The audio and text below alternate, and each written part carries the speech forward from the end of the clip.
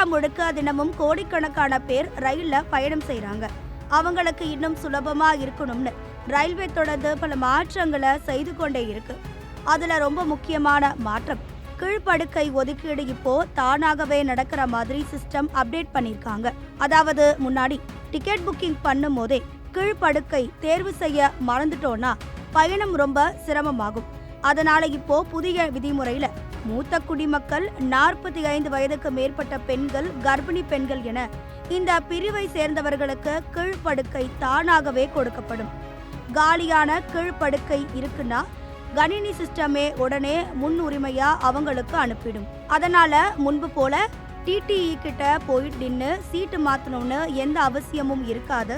அதே மாதிரி அந்த அவசியமும் ரொம்ப குறைஞ்சிரும். கீழ்ப்படுக்கை புக்கிங் நேரத்துல கிடைக்கலனா பயணத்துல டிடிஇ பார்த்துட்டு காலியா இடம் இருந்தா அவங்களுக்கு கொடுப்பாரு. ஒவ்வொரு கோச்சிலுமே சில கீழ்ப்படுக்கைகள் இந்த வகை பயணிகளுக்காகவே ரிசர்வா வச்சிருக்காங்க.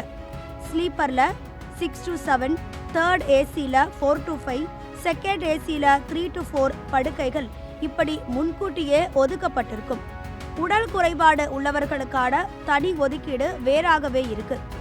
ஸ்லீப்பர் தேர்ட் ஏசி கோச்சில் மொத்தம் 4 படுக்கைகள்ல 2 கீழ் படுக்கைகள் இவர்களுக்கு ரிசர்வ் ஆகும்.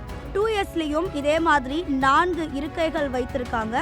இவங்களோட கூட வரும் உதவியாளர், அதாவது அட்டெண்டருக்கும் தனி சீட்டு கொடுப்பாங்க. மொத்தத்துல கீழ்ப்படுக்கை தேவைப்படும் பயணிகளுக்கு ரயில்வே கொண்டு வந்திருக்கிற இந்த புதிய முறை பயணத்தை இன்னும் எளிதா நிம்மதியா மாத்துது.